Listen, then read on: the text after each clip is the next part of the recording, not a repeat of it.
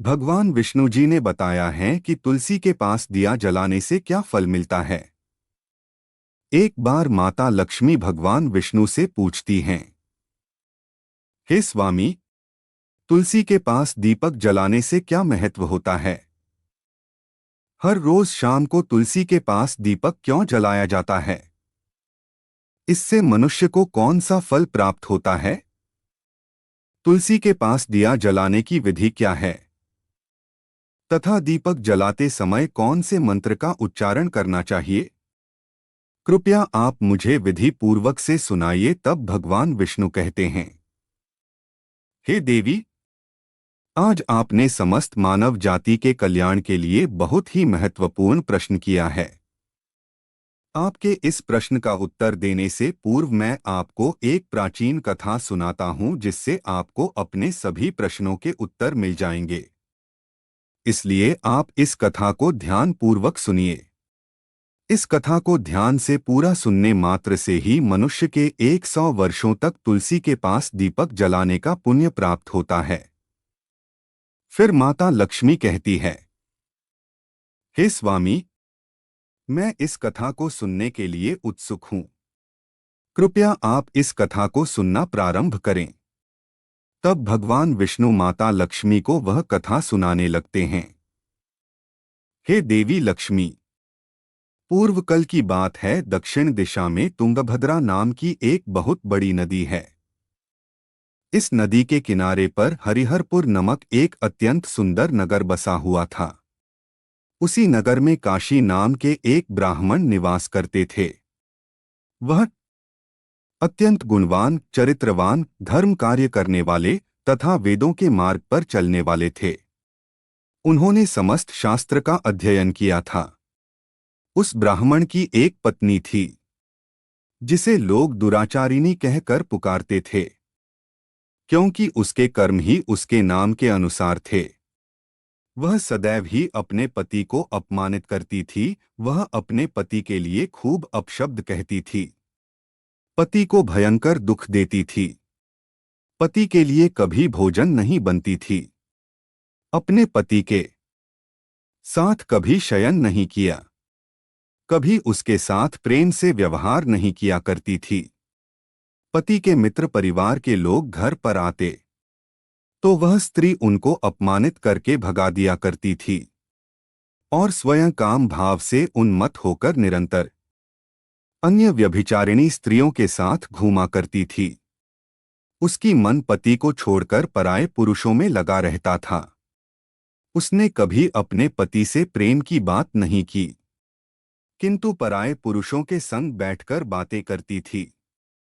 पराये पुरुषों को मोहित करने के लिए सज धज कर गांव में घूमने जाया करती थी।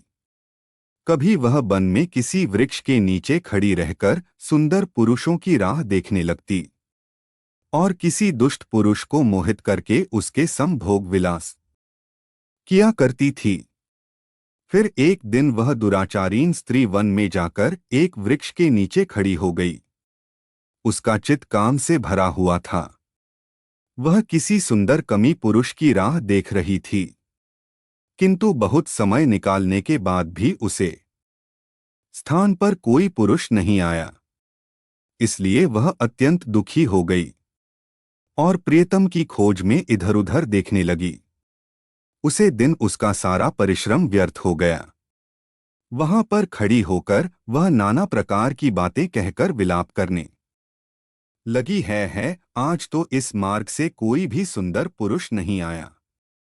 अब मैं कैसे अपने कामवासना को शांत करूं? आज की रात कैसे बीतेगी? वह जोर जोर से विलाप करने लगी। उसे जंगल में एक भयानक बाघ निवास करता था। उसे पापिनी स्त्री की आवाज सुनकर वह जाग गया और उछालकर उसे स्त्री का भक्षण करने के लिए उसके पास आ गया। उस भयंकर बाघ को देखकर उस स्त्री के पसीने छूटने लगे। वह भय से थरथर कांपने लगी। वह स्त्री कुछ करती इतने में ही उसे बाघ ने अपने पंजे से उसे घायल कर दिया और वह स्त्री जमीन पर गिर पड़ी। जमीन पर गिरते ही वह स्त्री चिल्लाते हुए बोली, अरे बाप, तू किस लिए यहाँ पर आया है? मुझे क्यों मार रहे हो? मैं यहाँ पर अपने प्रियतम को खोज रही हूँ। तुम मुझे छोड़ दो। मेरा भक्षण करके तुझे क्या मिलेगा? उस स्त्री की यह बात सुनकर वह भयानक बाघ क्षण भर के लिए रुक गया और हंसते हुए बोलने लगा है। रे दुष्ट, आज विधाता ने तुझे मेरा ग्रास भेजा है। तुझ जैसी पापिनी स्त्रियों का भक्षण करना ही मेरा काम है। तभी तुझे इस शरीर से मुक्ति मिलेगी। वह स्त्री कहने लगी है, बाघ तुम कौन हो? मुझे सच सच बताओ, तुम्हें किस कारण से बाघ की योनि में जन्म लेना पड़ा? और तुम मुझ जैसी पापिनी स्त्रियों का भाषण क्यों करते हो? पहले मुझे सारी बात बताओ और फिर मेरा भक्षण करो। फिर बाघ कहने लगता है, अरे पापिनी, मैं तुझे मेरे पूर्व जन्म का वृतांत सुनाते हूँ। किस कारण से मुझे बाघ बनना पड़ा। पूर्व काल में दक्षिण देश में एक नदी थी। उसे नदी के तट पर एक नगरी बसी हुई थी। उस नगरी में मैं निवास करता था। मैं एक ब्राह्मण का पुत्र था और नदी के किनारे बैठकर यज्ञ आदि कार्य किया करता था। मैंने उसे जन्म में अनेक पापियों के लिए यज्ञ किया। उन पापियों के घर का भोजन किया। मैंने धन के लोभ से अनेक पापियों के लिए कार्य किया। जिन वस्तुओं का दान ब्राह्मण को नहीं लेना चाहिए, उन वस्तुओं का दान भी मैंने ग्रहण किया और दूसरों से धन लेता था, लेकिन कभी वापस नहीं करता था। इस प्रकार से पाप करते हुए मुझे बहुत समय बीत गए और मैं बूढ़ा हो गया। मेरे बाल सफेद हो गए, आंखें सूज गई, मुंह के सारे दांत गिर गए। लेकिन फिर भी मेरी दान लेने की आदत नहीं छुट्टी और मैं पाप करता गया। फिर एक दिन में धान के लोग से नदी किनारे गया और अन्य दूध ब्राह्मणों के साथ मिलकर हमने लोगों को ठगा। झूठ मंत्र वचन बोलकर हमने बिना विधि विधान किए ही देवी देवताओं का पूजन किया और बहुत सारा धन धन में ले लिया। फिर उसी स्थान पर एक बीमार कुत्ते ने मेरे पैर में काट लिया और मैं मूर्छित होकर गिर पड़ा। इस क्षण मेरे प्राण चले गए। फिर यह के दूत उस स्थान पर प्रकट हुए और मुझे पकड़कर यमपुरी ले गए। वहां पर यमराज ने चित्रगुप्त से मेरे कर्मों का लेखाजोखा निकालने के लिए कहा। फिर चित्रगुप्त कहने लगे हैं, धर्मराज, उसे ब्राह्मण ने घोर पाप किए हैं। हमने दूसरों से झूठ कह कर धन लूट है। विधि विधान से पूजा ना करके झूठ मंत्र बोलकर भगवान का अपमान किया है। इसलिए यह पापी ब्राह्मण केवल नरक जाने के ही योग्य है। फिर यमराज ने अपने दूधों को आदेश देकर मुझे नरक की अग्नि में डाल दिया। अनेक वर्षों तक नरक की सजा भोगने के बाद मुझे व्याघ्र का शरीर प्राप्त हुआ और मैं इस दुर्गम वन में निवास करने लगा। मैं अपने पूर्व जन्म के पापों को याद करके कभी महात्मा, साधु पुरुष, सती स्त्रियों का भक्षण नहीं करता हूँ। मैं केवल पापी, दुराचारी तथा कुलटा स्त्रियों का ही भक्षण करता हूँ, ताकि मुझे पाप से मुक्ति मिल जाए।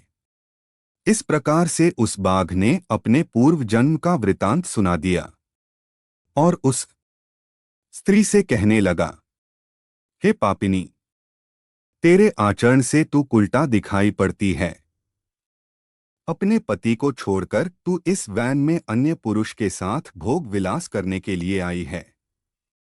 इसलिए आज तू मेरा ग्रास अवश्य बनेगी। इतना कहकर उसे बाघ ने अपने तीक्ष्ण नाखून से उसे पापनी स्त्री के टुकड़े टुकड़े करके उसे खा लिया और फिर उसे स्थान पर यम के दूत प्रकट हुए और उसे पापिनी स्त्री को उठाकर यमपुरी ले गए। वहां पर उसे यमराज के सामने खड़ा किया गया। फिर चित्रगुप्त ने उसे स्त्री का लेखाजोखा निकलते हुए यमराज से कहने लगे हैं, धर्मराज, यह स्त्री, इसने अपने पति की कभी सेवा नहीं किया। अपने पति को भूलकर पराये पुरुषों के साथ भोग विलास किया करती थी।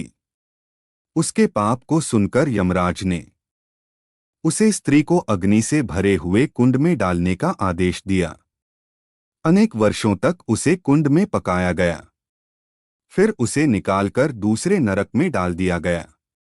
इस प्रकार से उसे अनेक वर्षों तक अलग अलग नारकों में डाला गया और नारकों में डालने के बाद वह महापापी स्त्री पुनः पृथ्वी लोक पर आकर चांडाल के रूप में उत्पन्न हुई।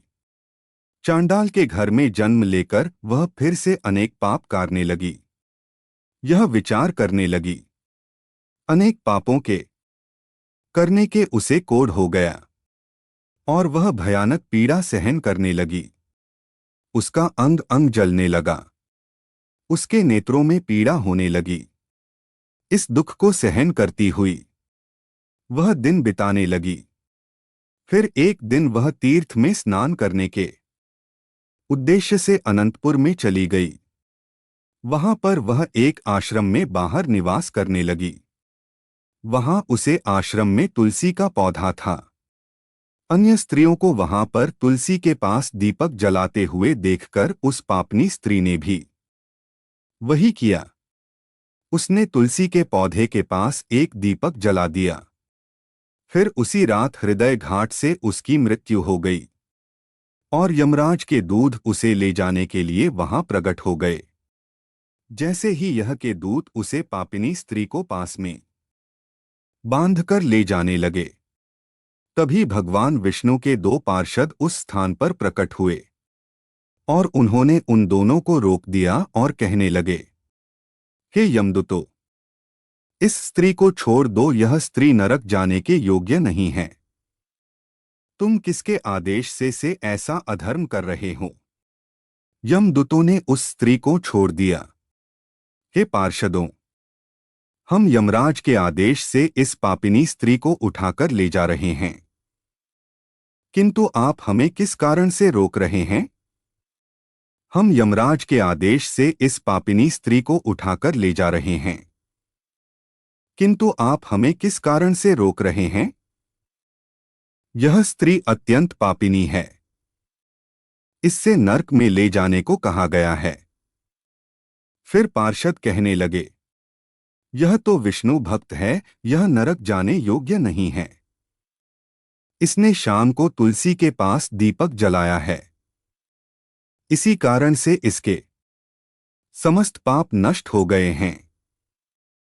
इसलिए अब यह नरक जाने की योग्य नहीं है, यह स्वर्ग जाने की अधिकारी बन चुकी है। पार्षदों की बात सुनकर यमदूतों ने उसे स्त्री को वह स्थान पर छोड़ दिया और यमलोक लौट गए। वहां जाकर उन्होंने यमराज को सारा वृत्तांत सुना दिया। फिर भगवान विष्णु के पार्षद उस स्त्री को दिव्या विमान में बिठाकर स्वर्ग लोक ले गए। भगवान विष्णु कहते हैं, हे देवी, इस प्रकार से तुलसी के पास केवल दीपक जलाने मात्र से ही मनुष्य के सभी पाप नष्ट हो जाते हैं। जो स्त्री नित्य शाम को तुलसी के पास दीपक जलाती है, सौभाग्यशाली बनती है, इसके पूर्व जन्मों के सभी पाप नष्ट हो जाते हैं। उसे सुख समृद्धि धन ऐश्वर्य की प्राप्ति होती है।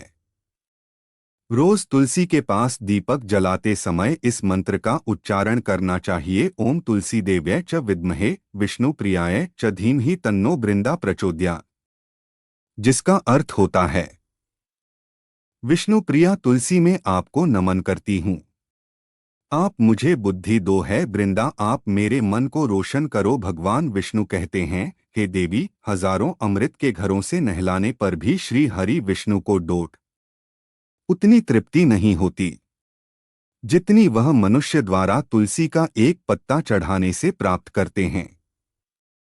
10,000 गोदान मानव करने से जो फल प्राप्त करता है, वही फल तुलसी पत्र के दान से पता है। जो मृत्यु के समय अपने मुख में तुलसी पत्र का जल पा जाता है, वह संपूर्ण पापों से मुक्त होकर भगवान श्री हरि विष्णु के धाम जाता है। हिंदू धर्म में तुलसी के पौधों का महत्व सबसे अधिक है। इसकी सबसे पहले पूजा भगवान विष्णु ने की थी। भगवान विष्णु कहते हैं, जिस प्रकार से देवी लक्ष्मी से वैकुंठ को ऐश्वर्य प्राप्त है, उसी प्रकार से बैकुंठ में तुलसी के कारण ही पवित्रता प्राप्त है। पृथ्वी लोक पर जिस स्थान पर तुलसी का पौधा होगा, उसे स्थान पर कभी नकारात्मक ऊर्जा का वास नहीं होगा। ऐसा स्थान सबसे अधिक पवित्र होगा। इसी कारण से हमें घर में तुलसी का पौधा अवश्य लगाना चाहिए। इस प्रकार भगवान विष्णु ने तुलसी के पास दिया जलाने के महत्व के बारे में बताया। जो भी स्त्री तुलसी के पास दीपक जलाती हैं, उनके ऊपर भगवान विष्णु जी की कृपा हमेशा बनी रहेगी। दोस्तों, वीडियो अच्छी लगी हो तो लाइक शेयर करें। ऐसे ही वीडियो को देखने के लिए हमारे चैनल को सब्सक्राइब करें। कमेंट बॉक्स में जय तुलसी मैया लिखें। धन्यवाद।